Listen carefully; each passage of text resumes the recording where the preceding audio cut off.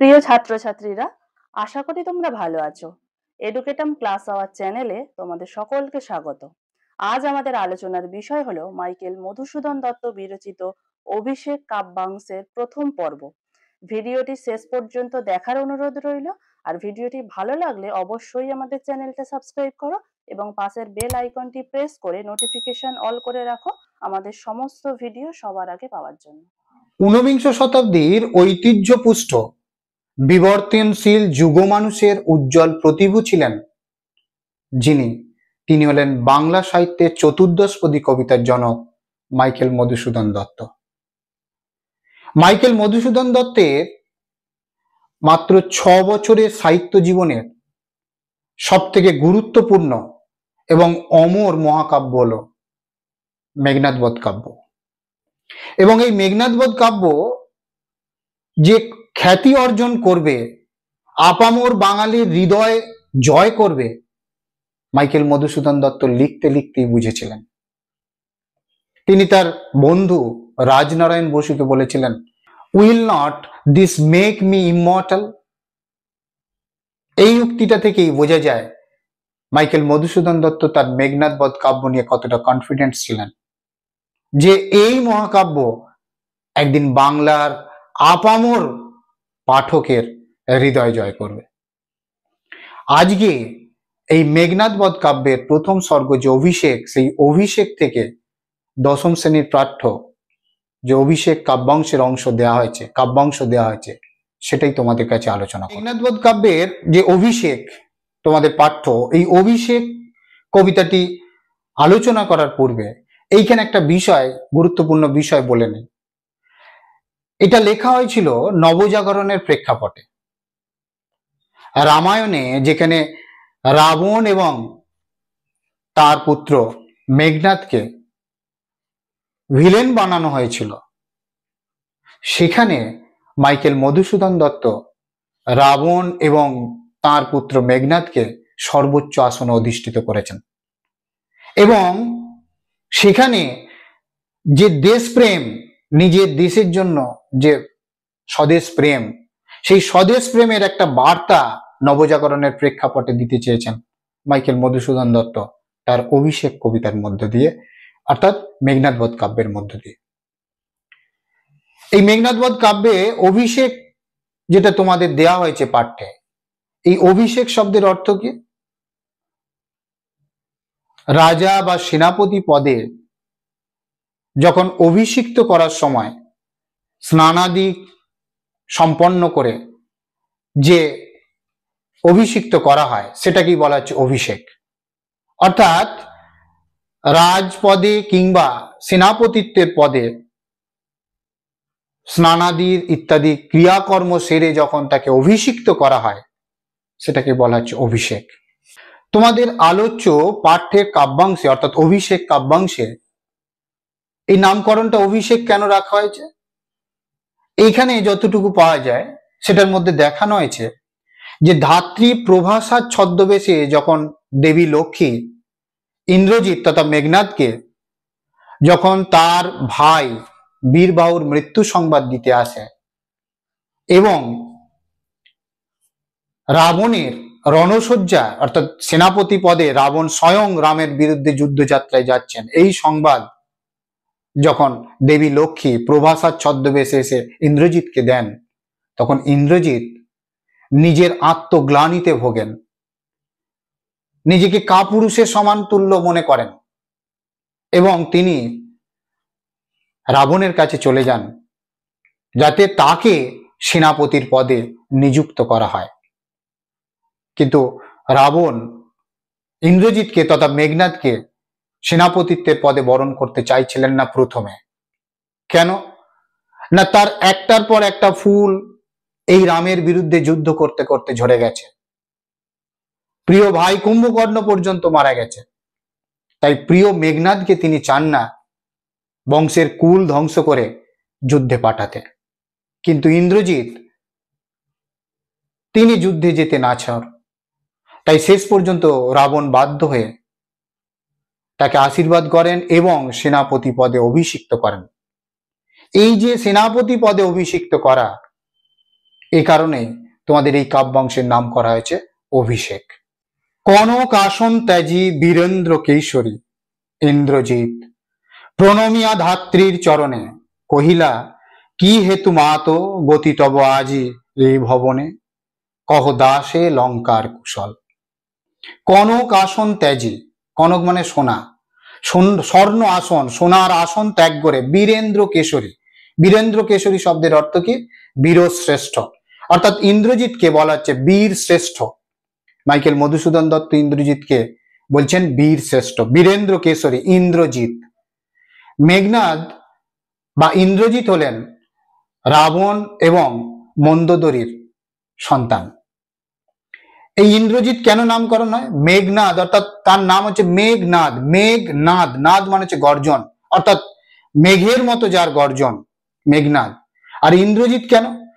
এই মেঘনাদ দেবরাজ ইন্দ্রকে পরাজিত করেছিলেন বলে, অর্থাৎ ইন্দ্রকে জয় করেছিলেন বলে তার নাম হয় ইন্দ্রজিৎ। তাহলে বীরেন্দ্র কেশরী ইন্দ্রজিৎ, অর্থাৎ ইন্দ্রজিৎ, বীর শ্রেষ্ঠ ইন্দ্রজিৎ প্রণমিয়া, প্রণাম করে ধাত্রীর চরণে। ধাত্রী শব্দের অর্থ কি? পালনকারী মা, জন্মদাত্রী মা আর পালনকারী মা। ইন্দ্রজিৎকে মন্দোদরী জন্ম দিয়েছিলেন আর পালন করেছিলেন প্রভাসা রাক্ষসী। এখানে ধাত্রীর চরণে, ধাত্রী বলতে এখানে কিন্তু প্রভাসা নেই। দেবী লক্ষ্মী তিনি প্রভাসার ছদ্মবেশে ইন্দ্রজিতের কাছে এসেছিলেন বীরবাহুর মৃত্যু সংবাদ দিতে। তাহলে এখানে ধাত্রী বলতে বোঝানো হয়েছে প্রভাসা ছদ্মবেশী দেবী লক্ষ্মী।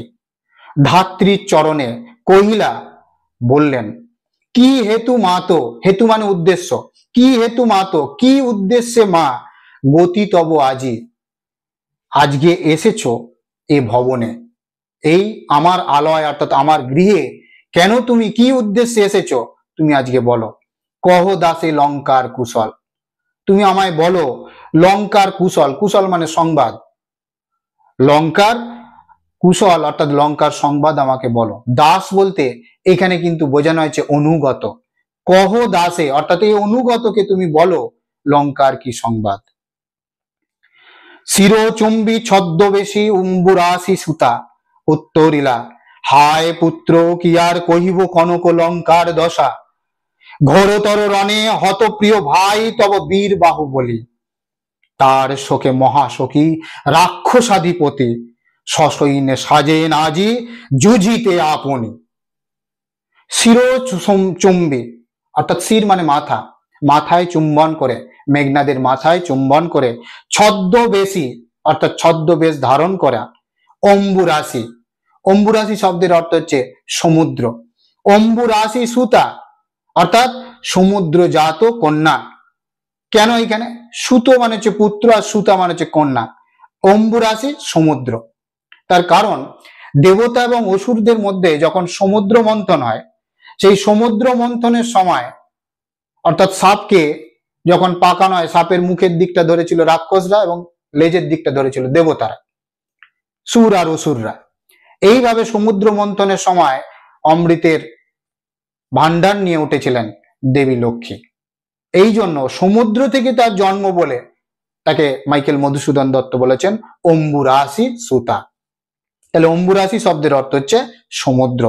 অম্বুরাশি সুতা উত্তরিলা, উত্তর করলেন, হায় পুত্র কি আর কহিব কনক লঙ্কার দশা, তোমার কাছে আর কি বলবো কনক লঙ্কার অবস্থা, কনক লঙ্কার যে ঘোরতর দিন, সেই ঘোরতর দিন নিয়ে তোমাদের আর কি আর বলবো। ঘোরতর রণে হত প্রিয় ভাই তব বীর বাহুবলী, ঘোরতর রণে প্রচন্ড যুদ্ধ, ঘোরতর মানে ভয়ঙ্কর, প্রচন্ড যুদ্ধে রামের সঙ্গে যখন বীরবাহু গেছে যুদ্ধ করতে, সেই যুদ্ধ হয়েছিল প্রচন্ড ভয়ঙ্কর যুদ্ধ। সেই যুদ্ধকে এই জন্য দেবী লক্ষ্মী, প্রভাসা ছদ্মবেশী দেবী লক্ষ্মী বলছেন ঘোরতর রণে হত প্রিয় ভাই, হত মানে মারা গেছে, মৃত্যুকে কোলে ঢলে পড়েছে, প্রিয় ভাই তব বীর বাহুবলী। বীরবাহু হচ্ছেন রামচন্দ্র, এই যে রাবণ এবং চিত্রাঙ্গদার পুত্র হলেন বীরবাহু। তাহলে রাবণ এবং মন্দোদরীর পুত্র হলেন ইন্দ্রজিৎ, আর রাবণ এবং চিত্রাঙ্গদার পুত্র হলেন বীরবাহু। হত প্রিয় ভাই তব বীর বাহুবলী। তার শোকে মহাশোকী রাক্ষসাধিপতি। তার শোকে অর্থাৎ পুত্রের মৃত্যু শোকে মহাশোকী প্রচন্ড কষ্ট পাচ্ছেন রাক্ষসাধিপতি। রাক্ষস যুক্ত অধিপতি, রাক্ষসাধিপতি রাক্ষস যুক্ত অধিপতি, অর্থাৎ রাক্ষসদের অধিপতি মানে রাজা, রাক্ষস শ্রেষ্ঠ, রাক্ষস রাজ, লঙ্কাধিপতি রাবণ, তিনি প্রচন্ড শোকগ্রস্ত। সসৈন্যে সাজেন আজি যুধিতে আপনি। নিজেই যুদ্ধযাত্রায়, রামচন্দ্রের বিরুদ্ধে যুদ্ধযাত্রায় তিনি নিজেই প্রস্তুতি নিচ্ছেন, সৈন্য সাজিয়ে তিনি নিজেই যুদ্ধে চলেছেন। জিজ্ঞাসিলা মহাবাহু বিস্ময় মানিয়া, কি কহিলা ভগবতী, কে বধিল কবে প্রিয়ানুজে। নিসারণে সংহারিনু আমি রঘুবরে, খণ্ড খণ্ড করিয়া কাটিনু বরসি প্রচন্ড সর বৈরী দলে। তবে এ বারতা, এ অদ্ভুত বারতা জননী কোথায় পাইলে তুমি, শীঘ্র কহ দাসে। জিজ্ঞাসিলা মহাবাহু অর্থাৎ মহাবাহু, মহাশক্তিমান ব্যক্তি, তিনি জিজ্ঞেস করছেন বিস্ময় মানিয়া। এই বিস্ময়ের কারণ কি? এই বিস্ময়ের কারণ পরে ব্যাখ্যা করা হয়েছে, যেটা তার কারণ হচ্ছে ইন্দ্রজিৎ রামচন্দ্রকে রাত্রিকালীন যুদ্ধে হত্যা করেছিলেন। তাহলে যে ব্যক্তি হত্যা হয়েছেন, যিনি আগে মারা গেছেন, তার পক্ষে কি করে সম্ভব জীবিত হয়ে আবার প্রিয় ভাই, প্রিয় অনুজ অর্থাৎ প্রিয় ভাইকে হত্যা করা? সেই জন্য তার বিস্ময়, বিস্ময় মানিয়া। তবু তিনি সেই বিস্ময়কে মেনে নিয়ে জিজ্ঞাসা করছেন, কি কহিলা ভগবতী, আপনি কি করছেন মা, কি বলছেন মা? কে বধিল কবে প্রিয়ানুজে, কে কবে হত্যা করলো প্রিয় অনুজ অর্থাৎ আমার ভাইকে, প্রিয় ভাইকে। নিসারণে সংহারিনু আমি, আমি তো রাত্রিকালীন যুদ্ধে, এই রাত্রির যুদ্ধে সকল সেনাপতিরা বা সকল বীররা নাকি এই যুদ্ধ, রাত্রিকালীন যুদ্ধ করতে পারতেন না। সেখানে যুদ্ধ করতে পারতেন কেবলমাত্র ইন্দ্রজিৎ এবং রামচন্দ্র। সেই জন্য এখানে বলেছে সংহারিনু, নিসারণে সংহারিনু আমি রঘুবরে। রঘু হলেন রামচন্দ্রের পূর্বপুরুষ, সূর্য বংশের রাজা দিলীপের পুত্র হচ্ছেন এই রঘু। রঘুর পুত্র অজ, অজর পুত্র দশরথ, আর দশরথের পুত্র হলেন রামচন্দ্র। এই যে বংশ, রঘু বংশের বলে তাকে বলা হয় রাঘব। এবং রঘুবর কেন? এই রঘু বংশের শ্রেষ্ঠ যিনি, তিনি হচ্ছেন রামচন্দ্র, সেই জন্য তাকে বলা হচ্ছে রঘুবর। এই প্রসঙ্গে একটা বলে রাখি, এই যে প্রিয়ানুজ বীরবাহুর কথা বলা হয়েছে, এই বীরবাহুর কথা কিন্তু মূল রামায়ণে নেই, অর্থাৎ বাল্মীকি রচিত রামায়ণে কিন্তু বীরবাহুর কথা নেই। বীরবাহুর কথা আমাদের কৃত্তিবাস ওঝা তার বাংলায় রামায়ণে এটা কিন্তু ইনক্লুড করেছেন, অর্থাৎ সংযোজন করেছেন।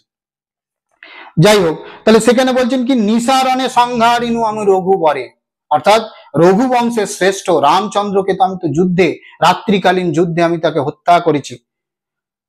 খণ্ড খণ্ড করিয়া কাটিনু বরসি প্রচন্ড সর বৈরী দলে, আমি তো তার বরসি, বর্ষণের মতো, বৃষ্টির বর্ষণের মতো ঝাঁক ঝাঁক তীর পাঠিয়ে, সর তীর পাঠিয়ে বৈরী দল অর্থাৎ শত্রু দলের প্রত্যেকটা সৈন্যকে আমি হত্যা করেছি, তাদের খণ্ড খণ্ড করে কেটেছি।